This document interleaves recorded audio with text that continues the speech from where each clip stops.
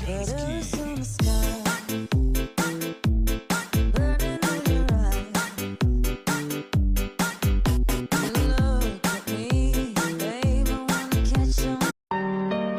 marami ang mga bagay na hindi ko gusto kaysa sa mga bagay na gusto ko.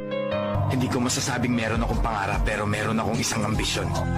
Tutuparin ko yun balang araw.